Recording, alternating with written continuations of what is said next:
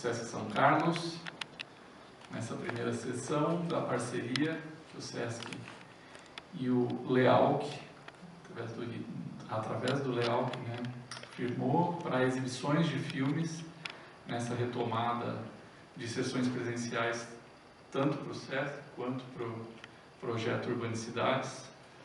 E é um prazer estar aqui, que a gente possa fazer mais também. E é um bate-papo que vai acontecer logo em seguida. E para apresentar o projeto também, Heloísa. Obrigado, Heloísa. Obrigada, Camilo. Boa noite, gente. Então, eu queria agradecer a presença de todo mundo que está aqui. Como o Camilo já me apresentou, eu sou a Heloísa Alexandre Cizeschi, que faço parte da comissão organizadora do Urbanicidades e sou integrante do LEALC, que é o nosso laboratório de estudos do ambiente urbano contemporâneo. Então, a gente vai dar continuidade hoje no 10º ciclo de Cinema e Debate Urbanicidades, que acontece desde 2015 no Instituto de Arquitetura e Urbanismo da USP. O Urbanicidades surge como um experimento interno aos encontros do nosso grupo de pesquisa, um exercício sobre a observação da cidade como uma realidade e ideação em constante transformação. Uma cidade que a gente conforma, a gente habita e é habitado por ela, a gente partilha e reproduz as nossas práticas. A ideia e o objetivo do Urbanicidades é de provocar reflexão e debate, ampliando o diálogo para além da comunidade acadêmica, por meio de sessões temáticas e se utilizando de recursos audiovisuais que vão incentivar a discussão. As edições anteriores do Urbanicidades estão disponíveis no repositório do IAUSP, ali tem o link de acesso, né, o endereço de acesso, e através do nosso site também, e do canal do YouTube do IAU. Então, nesse ano, Urbanicidades conta com o apoio do Instituto de Arquitetura e Urbanismo da USP, integrando a programação temática 22 no IAU, proposta pela Comissão de Cultura e Extensão e que traz para o debate as contribuições da Semana de 1922 ao Brasil, sob o ponto de vista da contemporaneidade. Além disso, de modo muito especial, como o Camilo colocou, esse semestre as sessões de Urbanicidades voltam para o seu formato presencial e aqui no SESC de São Carlos. A parceria com o SESC reafirma o nosso objetivo de ampliar a discussão para além dos muros da universidade. O ciclo anual de Urbanicidades, intitulado Repensando Brasis, por meio das lentes do cinema e suas criações artísticas, que dialogam e refletem momentos decisivos da cultura nacional, nos convida à reflexão sobre as múltiplas identidades que constituem os nossos Brasis. Ele é dividido em 2 módulos. O primeiro, que foi no primeiro semestre, teve o título Retratos do Brasil e a gente apresentou os filmes Macunaíma, de Joaquim Pedro de Andrade, Dragão da Maldade contra o Santo Guerreiro, de Glauber Rocha, e Bye Bye Brasil, de Cacá Diegues.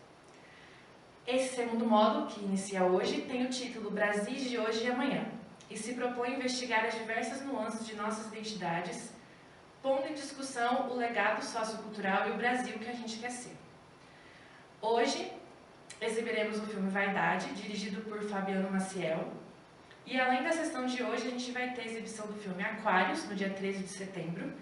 E no dia 8 de novembro, uma sessão especial do Enam Park, com a exibição do documentário Estou Me Guardando para Quando o Carnaval Chegar. Bom, então para quem ainda não conhece a dinâmica do nosso evento, a gente inicia com a exibição do filme. E aí, assim que ele termina, a gente abre a conversa com os nossos convidados e para interação com vocês, com perguntas, comentários, enfim. Então, como eu já disse, nessa noite a gente exibe o documentário Vaidade, de 2003, dirigido por Fabiano Maciel, que está aqui presente com a gente e vai participar do debate. Junto com ele, a gente recebe o professor Alessandro Gamo, do Departamento de Imagem e Som da UFSCar, e a Vanessa Fornec, que também é integrante da comissão organizadora e vai mediar o debate. Para aqueles que querem certificado de participação, precisa participar de 2 sessões do módulo, né, então desse segundo semestre, e preencher o formulário que a gente colocou ali um QR Code para acesso de vocês. Para maiores informações sobre as atividades do LEALC e as próximas sessões de Urbanicidades, acompanhem nosso site, nossa página no Facebook e o nosso perfil no Instagram. Então é isso, muito obrigada e eu desejo uma ótima sessão para todo mundo.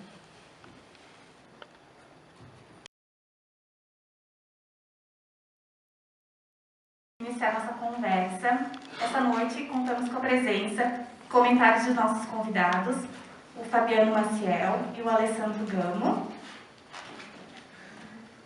Então, para a gente conhecer um pouco dos nossos convidados, Fabiano Maciel é diretor e roteirista de documentários e programas de televisão, dirigiu e roteirizou 4 longas-metragens documentais, sendo Oscar Niemeyer, A Vida é um Sopro, de 2005, o mais conhecido e premiado deles.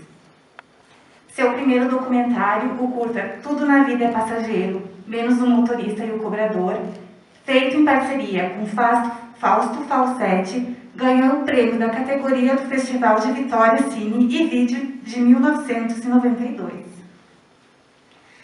O documentário Vaidade foi premiado no Brasil Documenta 2003 e 2 anos depois ganhou o prêmio de melhor documentário do Festival Internacional do Filme Etnográfico do Rio de Janeiro. Fabiano atua também na direção, roteiro e formatação de programas de televisão em canais como Futura, TV Educativa, Sport TV, Direct TV, Multishow, TV Escola, Multirio e Fundação Roberto Marinho. Também realizou trabalhos institucionais para empresas como Vale, Petrobras e OGX. Nosso outro convidado, Alessandro Constantino Gamo, possui graduação em Ciências Sociais pela Universidade de São Paulo, mestrado e doutorado em Multimeios pela Universidade Estadual de Campinas. Atualmente é professor no Departamento de Artes e Comunicação da Universidade Federal de São Carlos, onde atua no curso de graduação e pós-graduação em Imagem e Som. Junto com o professor Arthur de Saneto, lidera o grupo de pesquisa Cinema e Audiovisual na América Latina, Economia e Estética. Também é diretor e roteirista de documentários. Dirigiu os documentários O Catedrático do Samba, com codireção com Manuel Carvalho, O Galante Rei da Boca, 2004, em codireção com Luiz Rocha Mello, Descobrindo Walter, 2005, República, 2011, em codireção com Eugênio Pupo e Erlon Chaves, o Maestro do Veneno, no ano de 2018. Então, agradecemos muito, né, a presença dos nossos convidados e abrimos espaço, então, para uma fala inicial de 20 a 30 minutos, então, para cada um, e em seguida a gente vai abrir, então, para comentários e perguntas com o público. Sinta-se à vontade, quem gostaria de começar? Fabiano?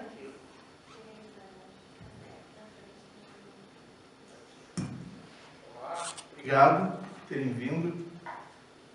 Para mim até é interessante rever o filme, acho que tinha uns 10 anos que eu não assisti o Vaidade. Acho que vale a pena eu contar um pouco a história desse filme. Sobre a história do Vaidade, eu tenho um grande amigo que acabou virando, enfim, meu compadre. Ele é um jornalista americano, é um correspondente, que mudou para o Brasil e ele, logo que ele chegou, ele já foi para o garimpo. Quando ele voltou, é uma cena que até eu nunca esqueci, assim, a gente estava num boteco no Rio, no Jardim Botânico, e ele disse: Fabiano, eu fui para o garimpo para fazer uma matéria sobre garimpeiro, e eu acabei fazendo uma matéria sobre revendedora da Avon. E a matéria dele se chamava Avon Ladies Strike Gold in Amazon. Que ele lá descobriu, no Tripurizão, que era onde ele tinha ido, que as revendedoras de cosméticos estavam ganhando, às vezes, muito mais dinheiro que os próprios garimpeiros. Uma relação que se mistura, né, às vezes, com prostituição. Às vezes uma mulher ela é marreteira, ela é cozinheira no garimpo, às vezes ela, dependendo da situação, ela faz um programa. Mas, enfim, tinha um mercado. E na hora que ele me contou isso, eu já imaginei uma cena que eu acabei, de uma certa maneira, conseguindo filmar, que era, não com a Simara, mas com aquela menina, que era uma menina saindo num igarapé de canoa, botando uma sacolinha de Avon para oferecer. Eu me lembrava dos comerciais, enfim, dos anos 60, anos 70, aquela coisa bem classe média, no Doris Day, assim, da Avon, né, aquela coisa americana, limpinha, né, assim. E aí também começou a pesquisa, eu fui percebendo que o Pará tinha essa conexão também com os cosméticos, já vindo ver o peso dos banhos de cheiro, das garrafadas, né?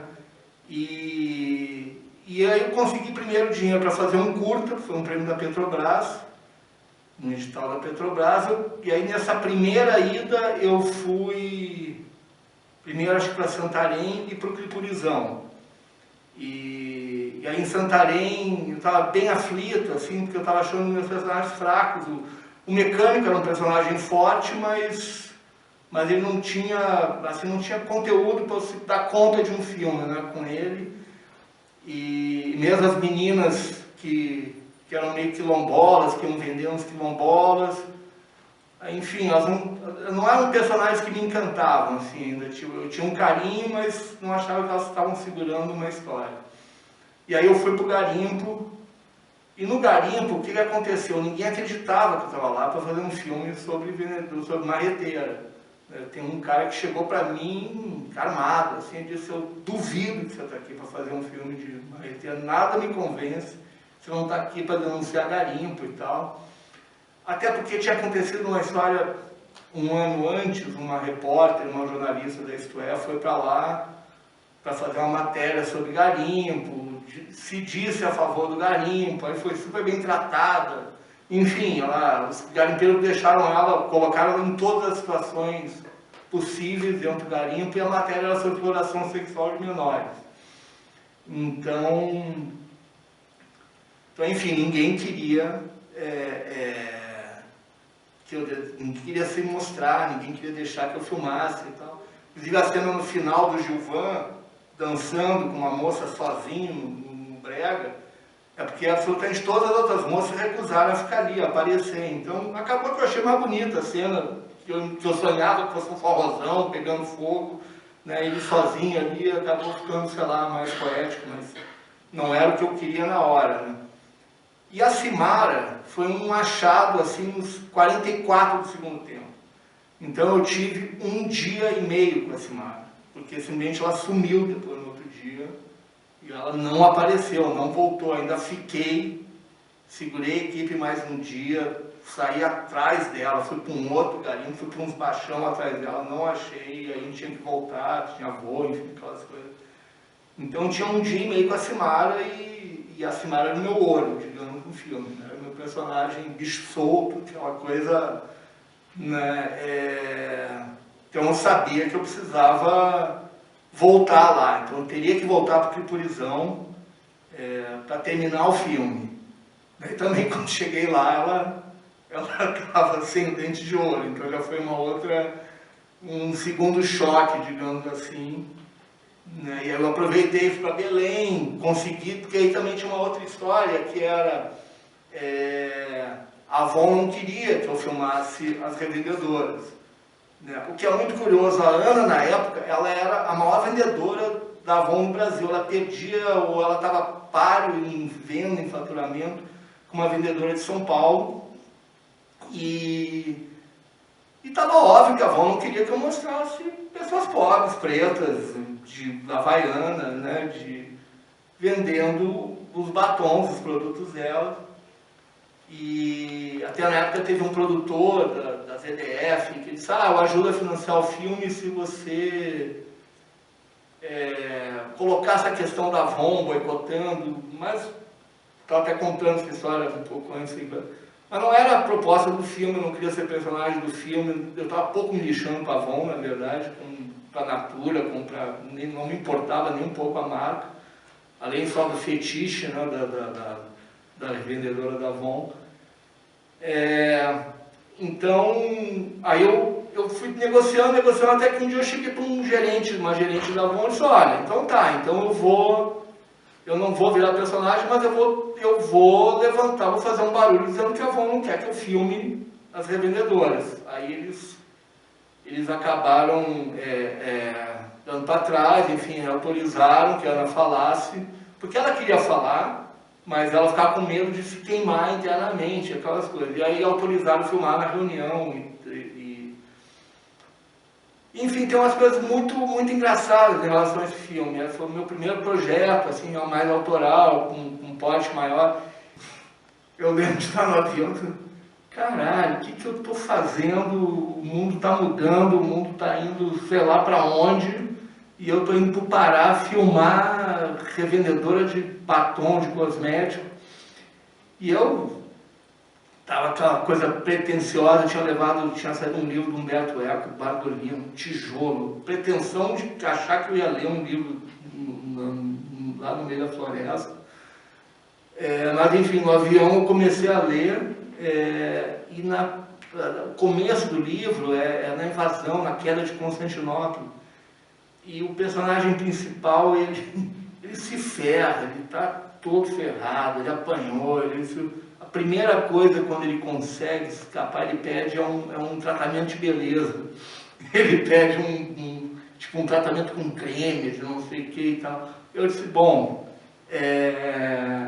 Humberto Eco está referendando o meu filme, porque isso independe realmente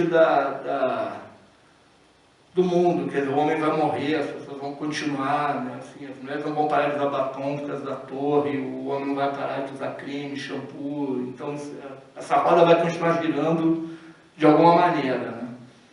Então, enfim, então foi um filme que teve uma pesquisa inicial, claro, de personagem, né? Alguns foram encontrados ali na hora, mas o Nuno, que é o produtor,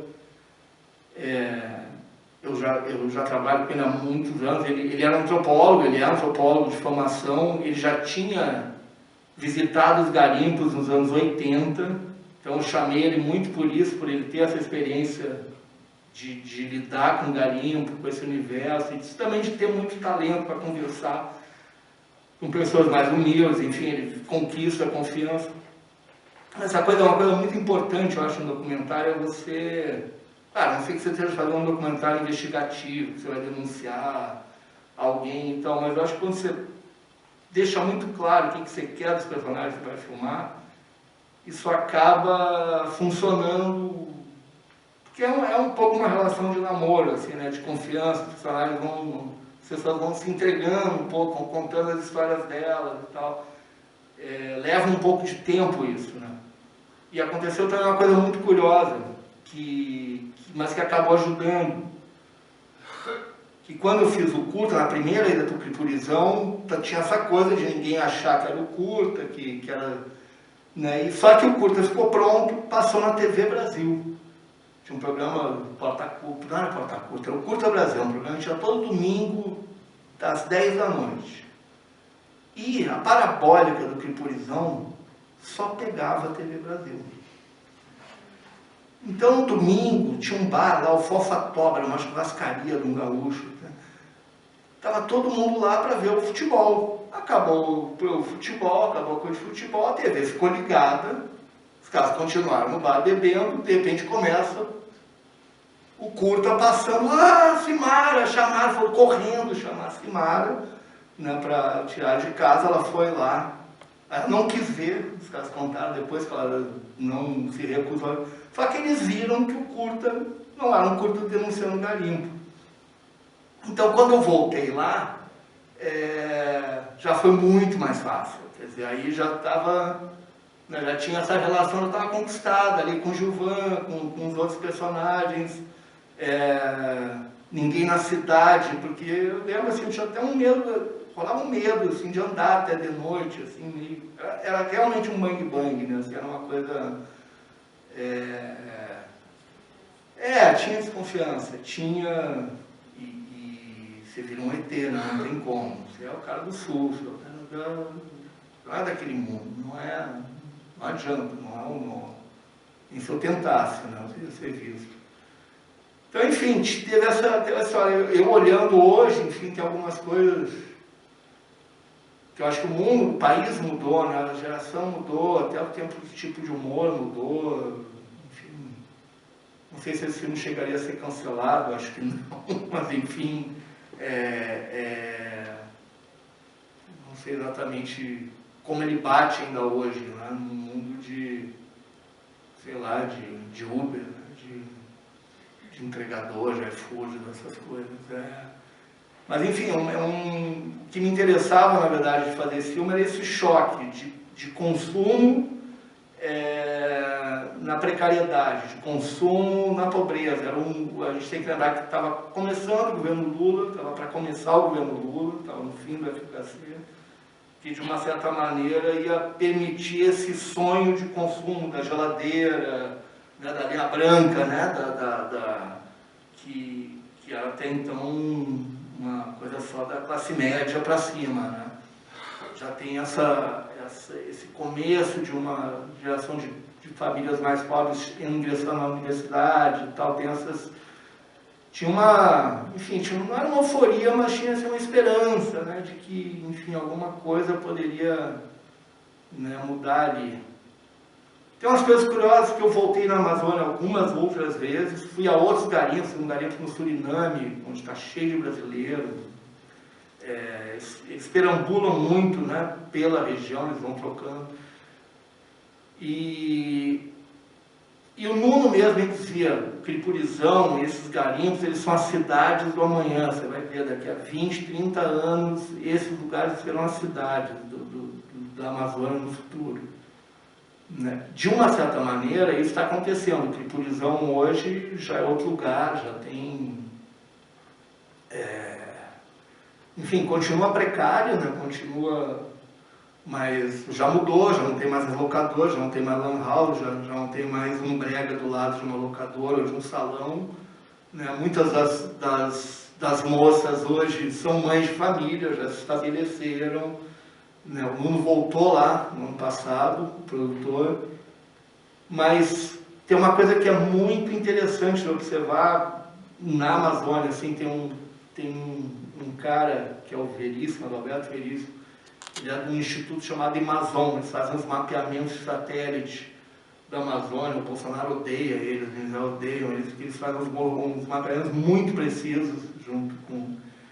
E ele tem uma teoria, né, não chega a ser uma teoria, ele tem um estudo que ele chama de, já que tem essa relação com as cidades, que é o boom collapse, que ele chama a formação de várias cidades da Amazônia, já desde a Transamazônica, desde os anos 70, de cidades que tem um boom inicial, prosperam, ou porque acharam ouro, ou porque acharam madeira, ou porque acharam minério, ou porque acharam, enfim, uma fonte de riqueza, só que é um modelo só de extração, né, de rapina, que é desordenado e que ele dura 5 anos de prosperidade e depois vira um caos. Né? E hoje 90% das cidades da Amazônia Legal, elas são cidades de bom colapso. Assim, tem um cara que tem um navio, tem um helicóptero, tem lancha, tem não sei o que, tem a draga, tem a barca que fatura porque eles movimentam muito dinheiro, mas não tem esgoto, não tem escola, tem a escola precária, tem então um poder público torto, enfim, é tudo uma zona. E essa zona ela é perceptível mesmo nas grandes cidades da Amazônia, né? Itaituba, até onde tem a Vale perto, que é o nome, Paraupebas, assim, que quando eu fui a primeira vez era uma rua principal e todo o resto do buraco do lado da maior mina de minério do mundo, na época, enfim. Então, enfim, não sei mais o que eu posso contar, posso abrir para perguntas se alguém...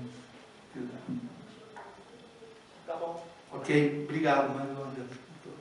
Certo, obrigada, Fabiano. Agora a gente passa então a palavra para o Alessandro. As colocações.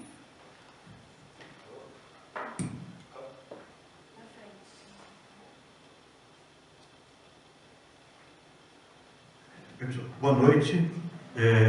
Bem, foi um prazer conhecer esse filme assim, na versão longa. Eu tinha falado que tinha visto o filme na versão curta, no momento e tal. E acho que tem várias camadas, tem várias coisas que, além dessa associação, né, que acho que te motivou para fazer o filme, que é essa relação do consumo numa situação de miséria e tal, né? Sabe, dá para a gente tentar ver algumas coisas do próprio filme mesmo e, sabe, mesmo especular algumas coisas a partir dessa situação, né? E eu acho que me chamou muita atenção, isso eu achei muito bacana, né? Aquela primeira pessoa que aparece, a Beth, né? e ela está ali no começo do filme, né? Com essa relação de tradição, e ela está parada, né? Quer dizer, ela vende num lugar fixo, tem uma tradição de família, né? Depois as outras personagens, né, que vão estar relacionadas com isso, elas transitam, né? São quase, sei lá, missionárias da vaidade, que vão estar vendendo as coisas, né, em torno disso. Então, acho que por aí já tem uma coisa, acho que dá opção mesmo de começar o filme, né, com essa personagem que eu achei, pô, que bacana, né? Eu acho que já acaba entrando em choque com essas, né, o que vem pela frente, né? E a própria escolha das personagens, eu gostei bastante, né? Depois queria saber se tinha alguns outros, tal, que foram deixados, né, na montagem, porque tem um leque que eu acho que é bem interessante, né? Quer dizer, dentro mesmo das mulheres, né, que é fundamentalmente focar no trabalho feminino, né? Assim, né? E você tem lá, tem a campeã de vendas, né, que é o que vai ser a empreendedora, né, dos anos 2000, né, aquela mesma lógica, né, a partir do primeiro governo Lula. Você tem aquela dupla, né, são quilombolas, aquelas duas que elas têm um discurso crítico, são as duas que têm um discurso fantástico, né, elas são super tranquilas, não, elas têm que vender tanto, porque o gente vende tanto, não funciona, não dá lucro, mas não dá para comprar isso, elas têm noção da precariedade. É o oposto da Ana, né? Não gosto do produto, não uso. Vai fazer mal, né? É incrível, eles têm uma visão, são super tranquilos, eles têm uma visão crítica, né? Em relação a isso. Tem a Simara, né? Que acho que é a garota, né? Que é aquela mais nova, que me chamou a atenção, né? Que ela está naquela transição, né? Até pensando em Brasil mesmo, né? Ela vai ser alguém que vai se inserir num processo de um outro Brasil que nós vimos acontecer, sei lá, nos últimos 20 anos, né? Mas é o que ela tinha, era aquela visão, né? Era aquilo lá que ela tinha como prisma de expectativa, né? O exército, que o tio falava, e continuar vendendo, né? Eu acho fantástica a apresentação dela, né? Quando ela vê a personagem.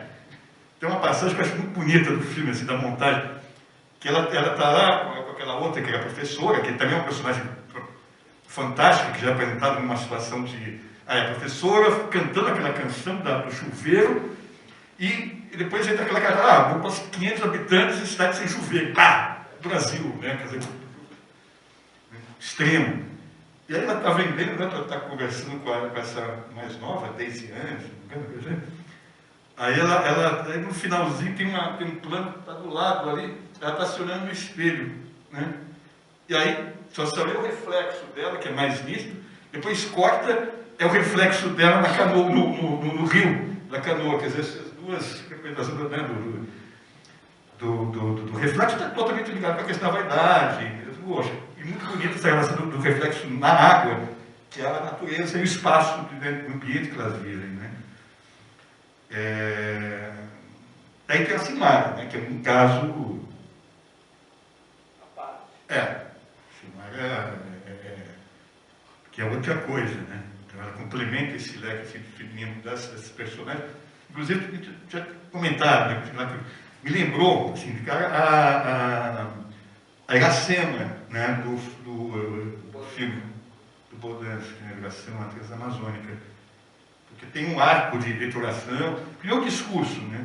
A transformação, né? Que ela começa de um jeito, depois, no contato em Belém, ela se fascina com aquelas coisas brilhantes, depois já a roupa, depois a primeira cena que aparece ela no bordel, ela está passando o botão, e ela tem exatamente essas coisas que tem a Iracema no filme do Bodansky, essas coisas cosméticas. A primeira cena de impacto dela, ela está lá, penteando, ela vai abrindo, ela está lá, tem todos esses penduricários, essas coisas todas, e creme, ela passa um tempão pintando, passando batom, pintando a pele. Quer dizer, tem uma ponte que me veio de cara e a detonação, né, o final Então é uma outra personagem ainda que eu acho que é muito forte, que é a Destoa, né? Porque ela também foi cativadora, né? Tudo, né? O que vier, ela tem uma outra meta, né? Uma outra perspectiva, né? E nesse sentido é um universo, né? Que eu acho que é muito complexo, né? Cada um, né? Tem uma particularidade, não é só uma... Claro, uma ilustração aleatória, não, tem uma consequência que a gente ficar puxando, tanto do que era antes, das tradições do que foi o Brasil também, que puxa para vários problemas. Né? E os homens é que é outra coisa. Né? O garimpeiro, né, que tem tudo aquela... E o Zacarias, né, que é um personagem à parte. Né? É um pavão, assim. Né? O Zacarias é uma história curiosa, que quando a Fátima Bernardes começou o programa dela na Globo, sei lá, porque eles inventaram de fazer essa pauta do filme, eles queriam que eu fosse e o Zacarias fosse. E logo estreou, assim, tipo, nos primeiros meses de programa, e o produtor ficou me ligando, eu disse, não, tudo bem, eu vou e tal, enfim. Mas o Zacarias, os filhos não deixaram. Acho que eles tinham uma vergonha do que ele... Só que, enfim, eu não pedi nada, assim, quer dizer, aliás, ele foi o primeiro personagem que eu filmei, o Zacarias, o filme começou com ele, naquele salão, foi o primeiro dia de gravação em Santarém, e era isso, ele estava ali fazendo a unha como ele ia normalmente. Então ali eu passei a manhã no salão e tal, e depois que eu estava com aquela máscara, eu perguntei se podia filmar de máscara, ele disse que sim, eu disse, bom, vamos lá. Aí, claro, depois de ter feito tudo aquilo, eu digo, bom, você tem tanto esse perfume assim em casa, eu vou lá, nem seja para fazer uma foto, né? Fez questão, eu vou lá mostrar um pouquinho você trabalhando, já que você é mecânico e tal. Então, assim, eu não pedi nada, assim, que isso é uma outra coisa também, eu não peço nada para as pessoas fazerem, tipo de, não costumo fazer isso. Ó. O máximo, claro, rolava ali, às vezes, uma representação no sentido, você vai chegar nessa casa. Algumas foram espontâneas, algumas situações foram espontâneas, foi daquele jeito. Outras eu pedi para voltar, porque, enfim, o que acontecia, eu também não sou purista, esse ponto não era uma questão. Né? Eu lembro, assim, de ser tenso, de uma maneira geral, por exemplo, a Socorro era um personagem de um vilarejozinho na beira do Tapajós, assim. Do Amazonas, eu não acho que era Amazonas. E o marido dela era professor também. E o marido dela era médico monstro, assim. Ele de dia era a pessoa mais legal do mundo. Às 5 da tarde, ele ia pro boteco, enchia a cara de cachaça e queria bater nela. Então ele estava puto que a gente estava filmando com ela. Aí o cara se transformava, assim. E a gente foi numa festa, numa cidade vizinha. Aquelas meninas que terminam o filme se maquiando, os pais juraram, assim, pediram, vocês vão cuidar delas, parará, e elas eram todas menores, tinha mais essa, né, assim. E eu lembro, a gente no barco, enfim, eu não sou santo, não sou nada, mas eu lembro que uma delas já botou a mão na minha perna, assim, tu não gosta não, eu digo, pô, eu gosto muito, que não tem a menor chance, não rola. Eu sabia que ia dar ruim, que ia ser tranqueira, assim. E todo mundo na manguaça, assim, a gente chegou nessa cidade, uma rixa dos vilarejos, e eu estava lá filmando, isso nem deu para entrar no filme, a gente estava filmando as meninas, a gente filmou se arrumando, porque elas iam para a festa, elas iam namorar e tarará, e era essa a ideia, né, que aquilo ia virar, ia ser um forrozão, enfim, um brega. E aí eu lembro que o prefeito da cidadezinha foi o primeiro a começar a briga com o prefeito da outra cidade. Ele deu um tapa na mulher do prefeito da outra cidade, começou uma briga. A gente teve que sair fugindo, correndo pro bar com equipamento. Era esse, mais ou menos, o clima durante a gravação desse vilarejo. Assim. Aí tinha umas coisas também, assim, a Beth Cheirosinha, porque aí sim, eu quis realmente associar nessa coisa da pesquisa, que aí eu fui dizendo, os índios já tomavam banho, os índios já tinham a cultura do banho de cheiro, já tinham essa coisa na cidade de Belém, antes da coisa da Avon, né, já tinha a coisa do ver o peso, dos banhos de cheiro. Então, por isso que o filme também começa com ela, e ela tem uma coisa que é bacana, que ela fica entre o sagrado e o profano, de uma certa maneira. Ela fica ali naquela coisa do banho. O namorado, ele tem uma coisa de proteção, tem uma mistura ali de... Essa coisa que tem muito em Belém, tem no Maranhão também, do terecô, que é tipo um candomblé misturado de caboclo, assim, que é muito forte ainda lá no Pará, e que é muito bonito, inclusive. Hoje eu teria até explorado isso muito mais, assim, mas, enfim, ela entrou por ali. Aí tem uns personagens que não entraram. Tem uma coisa muito curiosa, que tem um cara ali que no meio do filme ele entra e dá uma definição de vaidade, né? Aquilo ali era o seguinte, que era uma praia linda em Santarém, uma praia isolada. Eu fui filmar uma personagem que tinha um restaurante, ela era vendedora. Mas não foi legal. E aquele cara estava tendo um caso com a dona do restaurante, então ele estava ali passando já tipo um mês ali, e ele era teólogo. Aí um dia eu estou ali tomando cerveja com ele, você sabe qual é a definição de vaidade? Eu parei a pensar, caramba, eu não sei qual é a definição de vaidade. Eu vou te dizer qual é a definição de vaidade. Ele me contou uma história incrível, que eu também não sabia, que aquelas pinturas medievais de nobres, de reis, que tem uma caveira, né? Já repararam, às vezes tem umas pinturas que tem uma caveira, assim, nos autorretratos, aquilo é a vaidade, aquilo é para lembrar que, ó, está lindo agora, mas ó, seu final é ali, é na caveira. Por isso que ele dá essa explicação do I. Eu digo, bom, então você vai falar isso para mim, né? Então eu filmei, e as montadoras, não, mas esse cara não tem nada a ver entrar. Eu digo, não, vou bater pé, ele tem que entrar. Ele cai de paraquedas mesmo no filme, né? Assim, pum, né? Assim, do nada, vai embora, porque também não tinha mais nada a dizer, né? Enfim, essas coisas acontecem e são decisões que você acaba tomando também na montagem e tal. Né? Mas para mim foi tão impactante aquilo. Realmente, vai um filme sobre vaidade, eu nem sei o significado da palavra, né, etimologicamente, que nem tinha tido essa curiosidade. E é interessante, ele fala que ele dá uma visão que é da transitoriedade da vaidade, né, que é algo que passa. E se for ver, poxa, a situação daquele povo é algo que não muda. Quer dizer, tem uma contradição ainda entre a vaidade, que é algo que passa, né, e uma situação que é a mesma, né, daquela população. Quando eu vi aquilo lá, falei, pô, ele fala a verdade, que é algo tão, né, algo que passa, tão transitório, e a vida daquelas pessoas, que se fazem, como que se, sei lá, políticas públicas, investimentos, isso não existe. Quer dizer, nada, o passado não muda. Acho que tem uma questão de tempo ali que eu fiquei meio paraquedas, né, no filme, mas eu acho que ele deixa alguma coisinha, mesmo assim. Eu acho que talvez, além da questão etimológica, deixa uma reflexão ainda do que passa no meio de algo que nunca muda, né? Assim, é um filme.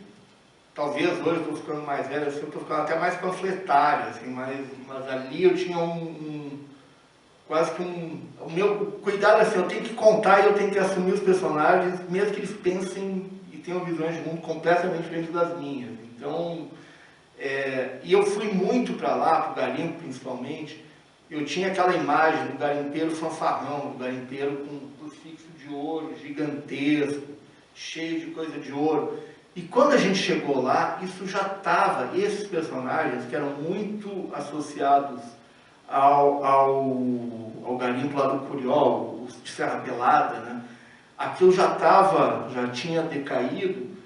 E claro, ele existia, mas era raro. Eu fui encontrar isso há alguns anos atrás no Suriname, aí sim, uns maranhenses, todos bombados, de ouro e tal.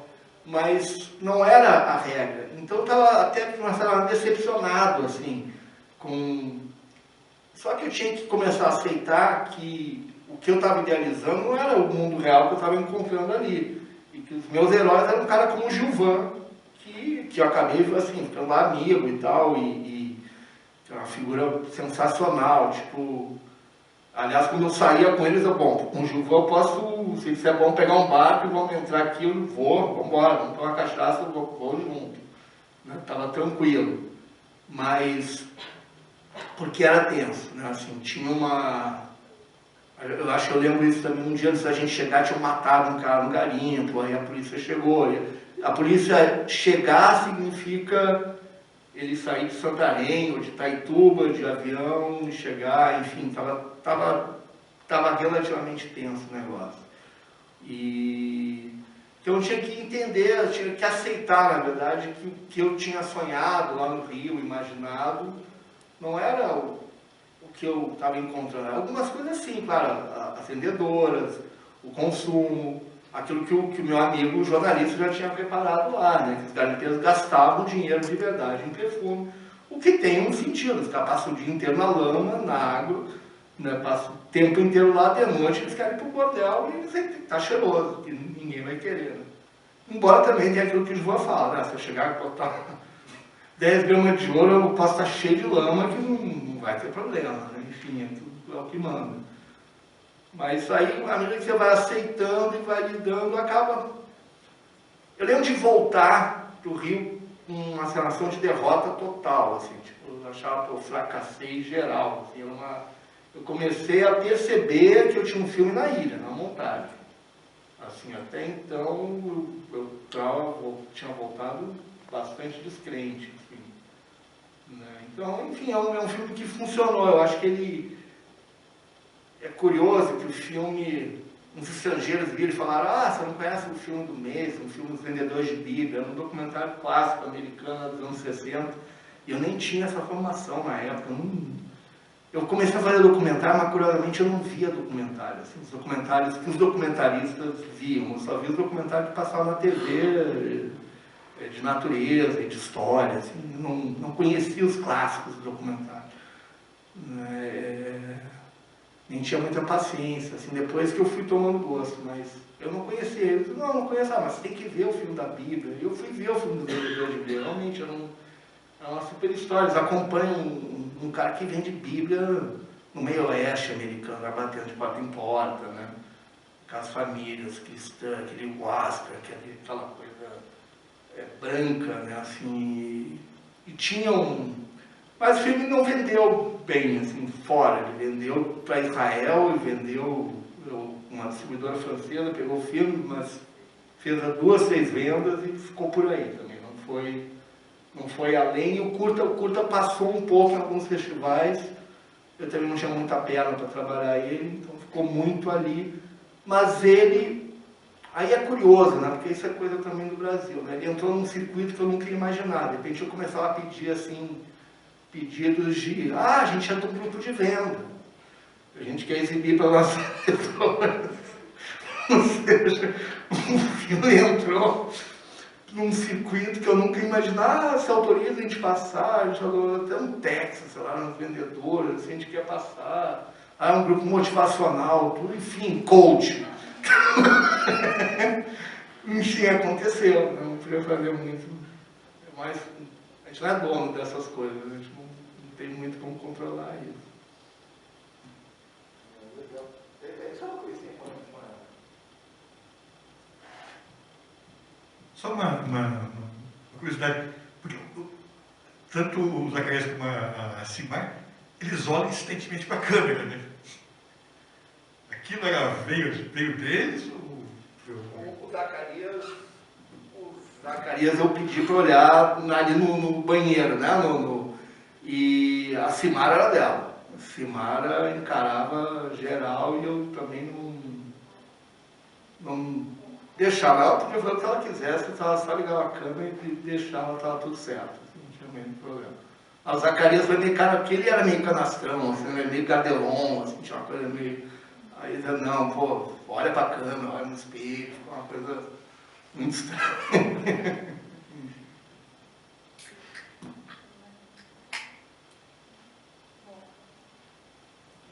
Então, a gente agradece também os comentários do Alessandro. Acho que a gente pode também começar a abrir para as perguntas. Quem tiver algum questionamento, quiser levantar o braço, o Camilo vai auxiliar com o microfone. Mas acho que é interessante a gente também comentar essa pegada, no caso, né, que o Fabiano traz mais, né, dessa parte toda por trás, né, desse documentário, todos esses detalhes que acabam enriquecendo também, né, entendendo um pouco mais desse processo de como foi realizar, né, esse documentário em geral. e também até com os personagens, né? Mas todos eles têm por trás, então, essa questão da vaidade, que é muito forte no documentário, né? Como a gente achou que o garimpo fosse o principal, mas acabou a vaidade tomando conta, né, dessas narrativas e de cada questão. Então, até eu gostaria também já de começar uma pergunta, porque foi o que me chamou muita atenção, né, nesse documentário. É até uma certa forma contradição, né, porque a gente tem a questão dos cosméticos, né, então toda uma maneira de elevar a autoestima das pessoas, né, esse bem-estar, então tem toda essa preocupação com estar cheiroso, né, para o outro, né, tem essa questão também dessa conquista, de um futuro parceiro, né, para essa relação. E a gente também vê muito forte, pensando nessa indústria, né, da beleza, que inclusive no final do documentário aponta muito, né, que ela, por exemplo, o 7º lugar, né, que o Brasil fica. Então, ao mesmo tempo, tem uma questão que é uma beleza que deve ser inalcançável para que continue funcionando, né? Então, para que as pessoas não deixem de comprar os produtos, né? Então, cada vez mais aqueles clientes permanecem, né, com essa beleza, esse bem-estar, mas que ele sempre vai se modificando, sempre vai surgindo um produto novo, sempre vai surgindo outro, então, para ter uma roda que continue gerando. Então, essa questão capitalismo também a gente vê muito por trás, assim, mesmo que não é falado, mas a gente percebe, né, inclusive com as líderes, né, da Avon que vão cobrar de cada revendedora para fazer o seu pedido, né, e tudo mais. Então, acho que tem essas duas questões, assim, né, da gente ter a autoestima de cada cliente, mas também ter de prender esse consumidor, então, para um certo padrão de beleza, né, que busca, se não, ser alcançado. Então, como vocês percebem também essa contradição, mas que ao mesmo tempo ela anda tão próxima uma da outra, assim, não só do documentário, mas também pensando nessa questão dessa vaidade, dessa beleza, assim. Eu acho que não tem muita solução, é uma contradição, né? E é um pouco aquilo que eu falei, o personagem do Humberto Eco, de uma certa maneira, me autorizou, porque é isso, o cara é um guerreiro, um líder de exército que pede como primeira coisa, ele não quer comida, ele quer um banho e um tratamento de beleza, ele quer uma coisa, ele quer se emplastar de creme hidratante na Turquia da Idade Média. Então é uma coisa que está ali, que vem no Egito. Eu lembrei assim, eu acho que nos anos 90, que a Camille Paglia, que era uma pensadora americana, escreveu um livro, acho que Personas, e ela brigou com metade das feministas, ela é uma feminista, mas ela brigou porque ela defendia, ela fazia umas analogias, assim, já no começo do livro, da Madonna, com as mulheres do Antigo Egito, e ela fazia uma defesa radical da vamp, da mulher perua, da mulher que realmente usa maquiagem, que usa roupa, que usa a vaidade como forma de poder. E ela dizia que essa mulher não era uma mulher...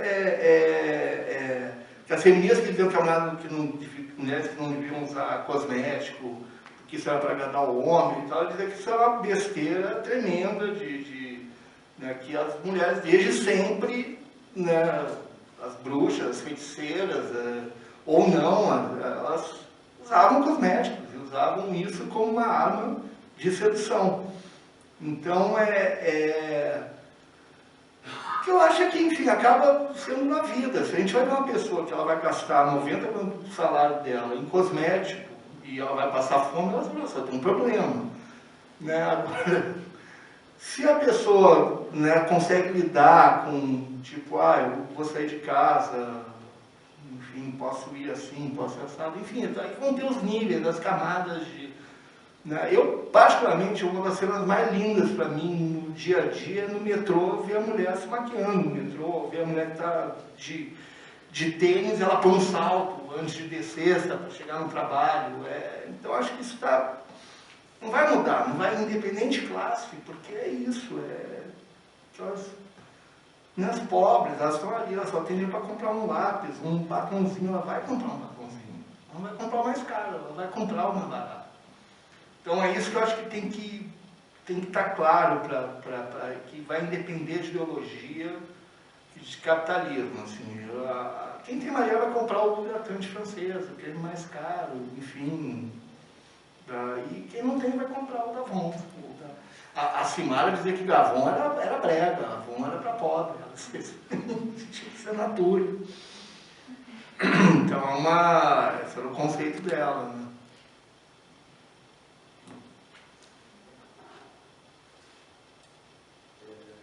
As hierarquias, né? Que é uma fazenda que o consumo faz, né? As hierarquias, né?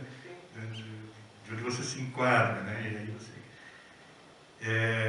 não, eu concordo, é bem isso, tem esse lado do que é humano, né? Sei lá, em sociedade, né? Que você está no espaço público e querer ser visto, e querer ser, né? E melhor. Aquela ideia de cuidar de si, sabe? Que acho que está associado com isso, sabe? Mais do que a vaidade como algo só... como algo que, sei lá, que está lá entre os pecados, né? Sabe? Tem algo do ser humano que está relacionado com esses cuidados de si, que foi deixado e não à toa enquadrado entre pecados, sabe? E tem uma questão disso que está relacionada, e óbvio, como é algo que também faz parte do ser humano, dessa, né? Só bem essa questão da, né, se pintando, fazendo, quer dizer, que está no dia a dia, começa o dia, quer dizer, tem uma relação. Isso foi usado pela lógica capitalista, né? Quer dizer, dentro de você... então é algo que vai ser reaproveitado e colocado na lógica de consumo, né, enquadrado. Então não é à toa que está no filme, né? Se tiver a quantidade de revistas, quer dizer, não basta o produto, a foto do produto, tem que ter a foto daquela modelo com o produto, segurando o produto, usando o cabelo. Ela não usou aquele produto para o cabelo, mas está vendendo aquele produto. É isso, né? Eu acho que tem esses dois lados, né? Eu acho que a pessoa utiliza, né, um pouco isso para, enfim, para a natureza, né? De das coisas. E criar essas hierarquias, óbvio, né, de consumo, né? De quem... Mas, inclusive, do que você pode conseguir, né? Alcançar, né? Consumir um produto francês, né? Mas acho que várias camadas aí. Tá ótimo. Alguém gostaria de fazer alguma pergunta, algum comentário?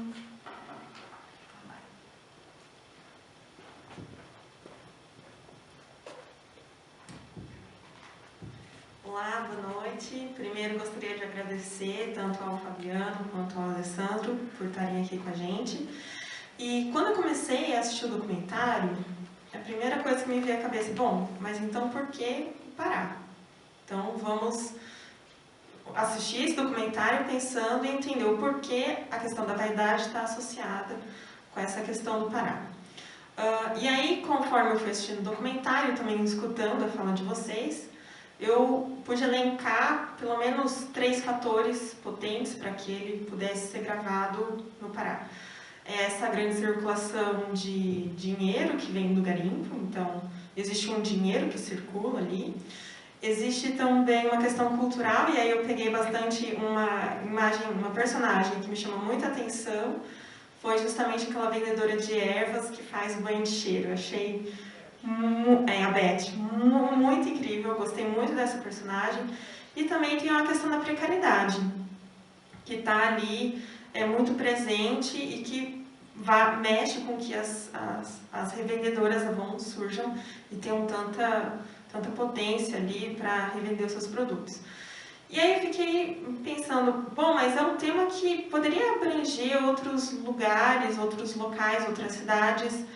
E eu fiquei na dúvida se vocês pensaram em gravar esse documentário em algum outro lugar na época, e se hoje vocês repensam em regravar esse documentário, pensando que faz 20 anos que o documentário foi gravado inicialmente. Então, como que foi e como que está sendo hoje?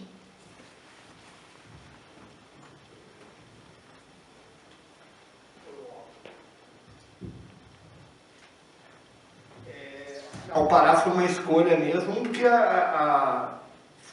começou por causa da matéria do meu amigo jornalista no garimpo, né? Nessa é a coisa ouro, né? Assim, é aquela coisa, nada eu acho que retrata mais a ambição do que o ouro, né? E ouro é isso, quando descobre o ouro, vai todo mundo, é assim desde sempre, Velho Oeste, tudo, né? Onde tem garimpo, tem traição, tem morte, tem matança, tem... Então tinha que ser no garimpo. Só que quando eu comecei a pesquisa, eu fui vendo também que, aí sim, aí o Pará tinha essa relação, a campeã de vendas da Avon era de lá, que era a Ana, então no Brasil, a campeã nacional. Então tinham vários motivos que levavam assim ao filme se passar lá, né? Tinha essa coisa, aí a coisa dos banhos de cheiro, aí são coisas que vão surgindo na pesquisa, né? Aí claro, tinha personagens lá, poderia filmar em São Paulo, mas não teria graça nenhuma filmar em São Paulo. Poderia ter, mas assim, eu não estaria trazendo um elemento que era para mim, que me interessava também, que era esse choque desse mundo de consumo num lugar que é a floresta, né? Que é o lugar distante, que é o lugar... E aí, claro, aí foram surgindo, que não está tão explícito assim, mas, por exemplo, as duas irmãs, elas vão naquele lugar onde eles chegam, que é até engraçado que a mulher, elas vão chegando, uma delas tão bonita, gorda, eu falo assim, aquilo é uma comunidade quilombola. Então, de uma certa maneira, são grupos que estão muito à margem, né, assim, da sociedade de consumo, né, digamos assim. E que a Avon, de uma certa maneira, e esses caras começaram a perceber que eles estavam à margem, mas eles eram responsáveis por mais da metade do faturamento deles. Vinha do dinheiro desse tipo de gente. Então, aquele foi o primeiro ano, por exemplo, que a Avon estava fazendo um catálogo que tinha modelos negras. Porque era sempre assim, sempre as atrizes da Globo, né? Assim, Loura, Xuxa, sei lá, coisas, enfim. Não tinha nada naquele padrão. Né? Não é à toa que a Natura, por exemplo, se posiciona, né, com artistas do Pará depois, com terroir, com coisas de cultura popular e tal. Tem um sentido nisso que eles estão buscando, né, Eu cheguei a filmar alguns personagens que não entraram. Eu filmei uma empresária em Belém, que ela tinha criado uma indústria chamada Chama da Amazônia, uma coisa que eu acho que existe até hoje. E ela estava ganhando muito dinheiro, muito dinheiro. Assim, ela acabou entrando no filme e eu fui derrotado pelas montadoras, porque ela era uma mulher assim, meio perua, já era uma mulher de classe média alta, rica, bem-sucedida. Eu achava, não, ela não vai, ela vai esfar completamente do filme. E tal. Eu teria até mantido ela no filme, num primeiro momento. Assim, mas aí eu fiz umas sessões testes e todo mundo meio que não gostava quando ela entrava. Assim, né? Então, tudo quer dizer, foi por isso que a gente foi para lá, né? Coincidentemente, com esse convite daqui, eu já estava no processo, eu quero transformar o Vaidade em um filme que eu fiz logo depois na Paraíba, em longa.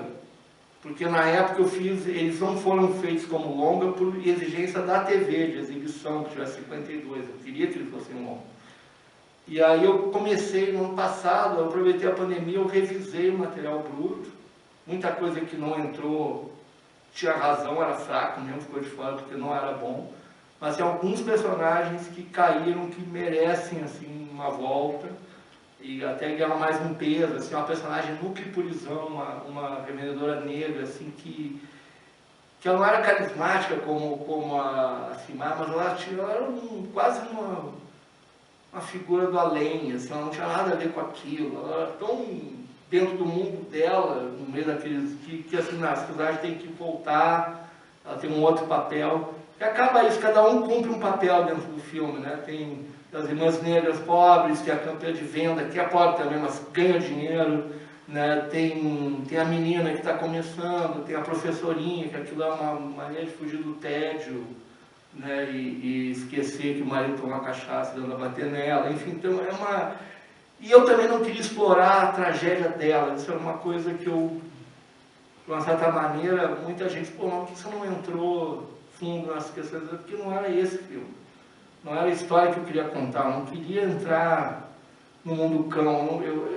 Eu passei o filme inteiro tentando olhar aqueles personagens de uma maneira até carinhosa mesmo, assim. Se eles quisessem me abrir, para mim, eu dava, eu trepava, não sei o quê, eu fazia programa.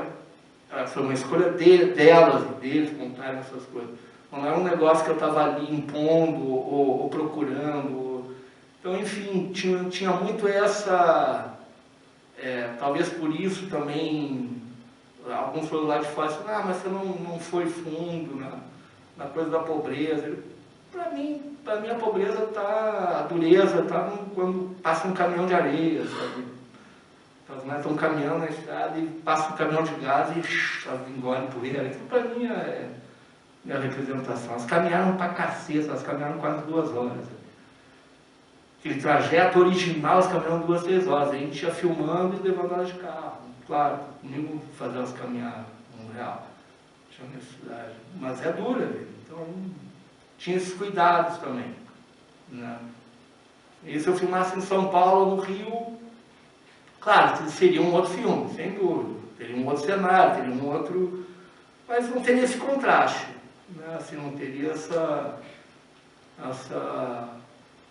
coisa que para mim era o mote desde o começo. Assim, essa coisa de um universo pop de consumo no meio da floresta. Basicamente era isso.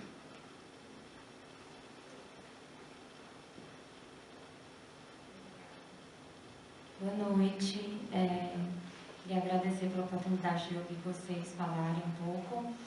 E daí, Fabiana, eu fiquei com a sensação de que, para além da vaidade do consumo, né, esse Universidade Estética da Beleza, você trouxe, assim, com alguns personagens, outras vaidades,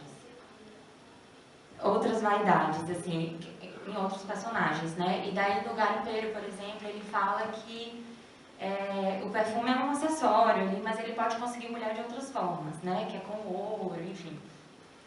E a Ana, eu fiquei com a impressão também de que ela é uma personagem que, para além da venda, de ser a campeã de vendas e de ser a mulher que vai ajudar as outras mulheres a terem acesso a essa beleza, né?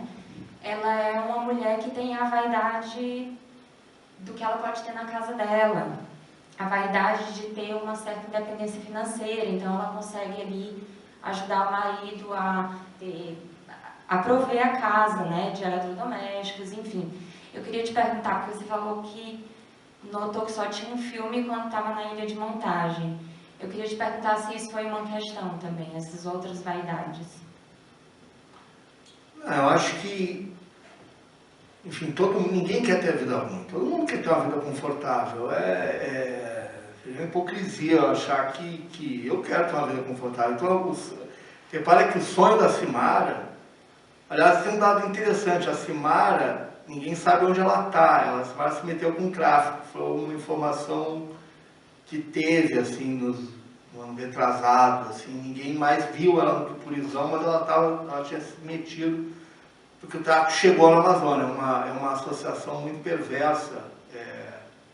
O cartel já descobriu que uma maneira de lavar o dinheiro é junto com garimpo. Então, onde tem garimpo hoje, está tendo um movimento de droga, que não tinha ainda naquela época, né, 20 anos atrás. Agora já tem.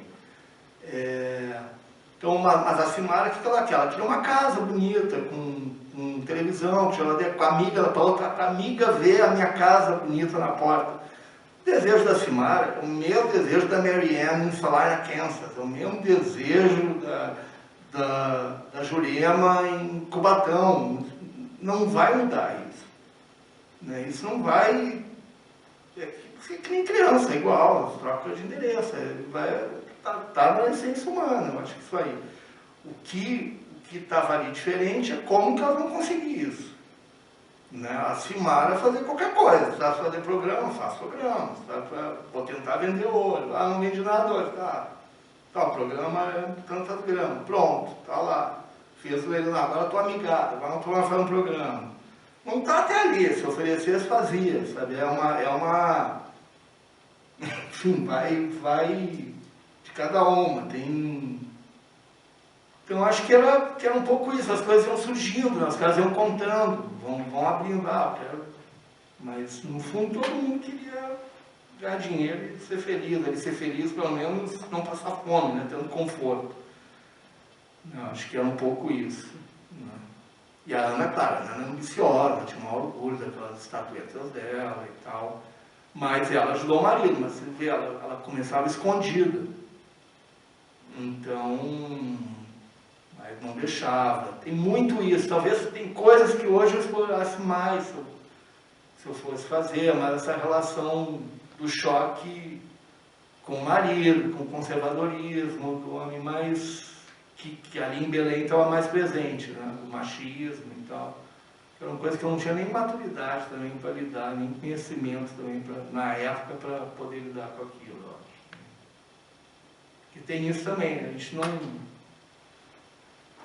nem sempre está pronto para algumas coisas, nem sempre está afiado para embarcar umas coisas assim.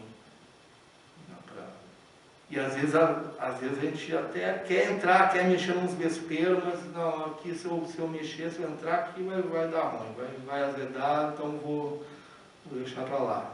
Isso acontece também. Não sei se eu respondi, mas... Entrando assim já um pouco nesse vespeiro e agradecendo também a oportunidade, voltando nisso que você falou, eu só percebi que eu tinha um filme na ilha de edição, porque assim, se a gente vai pensar em garimpo, a gente vai pensar logo naquelas imagens, né, de Serra Pelada, aquela pobreza, aquele formigueiro de gente, aquela morte, violência e tudo, e aí você escolhe trazer a vaidade.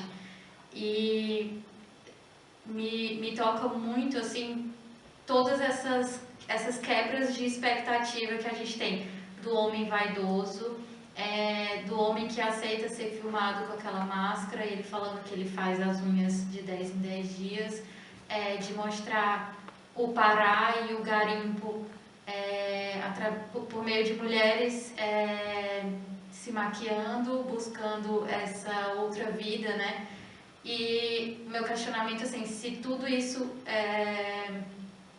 foi intencional para você, de trazer todas essas outras representações, porque para mim todas as representações de mulheres, de vaidade, do consumo, da mulher colocando o eletrodoméstico em casa, lutando contra o machismo, eu acho assim que se fosse um filme de hoje, né, de 2022, talvez abordasse mais ainda essas coisas mais polêmicas, né, mas são construções muito diferentes do que a gente tem como garimpo, de mulheres dentro do garimpo, da realidade dessas pessoas em comunidades tão pobres, né? Comunidades quilombolas ou indígenas que sejam. Só aproveitando, fazer um complemento já também dentro dessa fala da Marina. Obrigada, achei. Não sou nem pesquisadora de cinema, mas eu estou achando interessantíssimo. Mas me chamou também muita atenção, né, você falou sobre o machismo e tudo mais agora, essa imagem diferente de masculinidade, né? Porque o personagem que a gente vê, para ele tá super ligado, pelo menos foi o que passou para mim, super ligado à masculinidade dele, ele tá no salão, ele tá se tratando, ele tem vários perfumes, e como é a imagem diferente que se você for pensar o que é um homem ali daquela cidade, a imagem de masculinidade que você vai, eu particularmente, que você vai criar na sua cabeça não é aquela. Como também tem esse paralelo. E eu parei para pensar um pouco, eu nasci no Maranhão, e os meus avós são do interior do Maranhão. E os dois são aquela pessoa ali. Os dois faziam a unha, os dois iam para o salão arrumar a barba, os dois andavam com aquele pentinho, arrumando, mesmo carecas, arrumando o cabelo o tempo inteiro, 1000 perfumes e tudo mais. E aí, como a gente tem, né, apesar da imagem de masculinidade que a gente pensa seja uma coisa muito mais bruta, quando a gente vê, eu vi a minha família, né, os meus avós ali nessa outra imagem completamente diferente da vaidade e tudo mais. A minha mulher, ela disse que só classe média pode se dar o luxo de trabalhar de Havaiana. Que isso é uma coisa para classe média alta, porque, enfim, só artista de classe média alta, porque ela estava me sacaneando porque eu ia trabalhar de Havaiana, né? E ela diz, você pode se dar esse luxo no país desse, um preto pode sair de Havaiana para ir para o trabalho, o que vai acontecer com ele e tal. Então, enfim, porque eles estão bem arrumados, porque ela ficava reclamando que às vezes a gente saía e eu e meus filhos eram os mais mal arrumados em sempre, assim, ela dizia, vocês são favelados, vocês... Ela estava exagerando, mas assim, na verdade é isso, esse falso laissez-faire, esse falso desleixo, é um privilégio de universitário, enfim, de classe média. Né? Até porque é aquela coisa da roupa de missa, né? Aquela coisa Mas, dependendo disso, assim, não... Eu estava atrás de histórias. Estava atrás de pessoas que ganhavam a vida vendendo produtos de beleza e como elas lidavam com isso. Né? E aí, claro, a gente conseguiu, dentro da pesquisa, criar um micro-universo. Então, tem as pretas, tenho a cabocla, que tem a conexão com a Amazônia, aí eu tenho os choques, que é o garimpeiro, tenho o choque, que é o mecânico, né? E tem a Cimara, que é o meu bicho solto, que seria o meu garimpeiro fanfarrão. A Cimara, ela consegue representar esse universo do garimpo fanfarrão, né? Assim, do garimpeiro, que é aquele cara que vai mesmo, vai para lá e vai fazer, enfim. Então, acabou com esse mosaico. Só que, assim, eu não tinha certeza do que eles tinham vendido. Né? Assim, eu comecei a ter, eu digo, da primeira viagem, né? Assim, aí quando, claro, eu fiz uma primeira montagem, quando eu voltei, eu também já sabia o que eu estava buscando, o que eu precisava correr atrás para contar uma história de uma maneira mais aprofundada, né? O curioso é que, por exemplo, eu voltei várias vezes para a Amazônia e em 2016 eu fiz a Transamazônica praticamente inteira para uma série que estreou agora, né, de HBO, passou no ano passado, enfim. E eu fui de Cabedelo até Itaituba, eu fiz mais a metade dela. A gente não conseguiu filmar uma truta. Nenhuma aceitou ser filmada.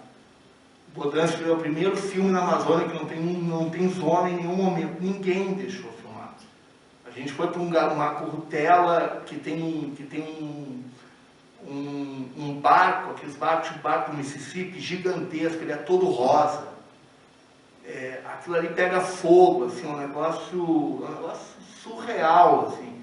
A gente não conseguiu filmar de jeito nenhum. E eu estava com o rei do garimpo, presidente da Associação dos Garimpeiros. Assim, o cara estava abrindo todas as portas. Ele não conseguiu, assim, ninguém aceitou ser filmado. Nenhuma cena banal, por exemplo, de alguém pesar o olho, a gente não conseguiu. Fui conseguir depois em Itaituba, numa agência tipo dessas de ouro, The Gold, assim, tem no mundo inteiro. A muito custo, o cara deixou fazer uma ceninha. Então, assim, ninguém mudou a mulher está muito mais violenta, está muito mais barra pesada, as pessoas estão muito mais receosas, estão muito mais...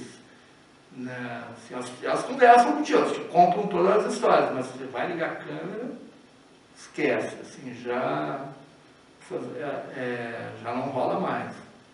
Então, hoje, se eu fosse refilmar o Vaidade, seria muito menos naif, seria certamente um filme muito mais barra pesada. E se já foi tenso naquela época, já tinha uma tensão no ar, assim, hoje seria muito mais. Que eu lembro de estar numa daquelas cenas de barquinho, assim, de voadeira ali, e tinha uma menina que ela ficava o tempo inteiro com a camiseta, assim, escondida, escondendo a cara. Eu até falei pro Beleza, não filma ela, vai, joga a câmera do outro lado. Não, que apareceu, não aparece. Mas eu lembro da gente desembarcar e um cara vir para cima da gente, me xingar e tal, querer quebrar a câmera e tal. Então era sempre meio tenso, nunca era 100% relax, assim.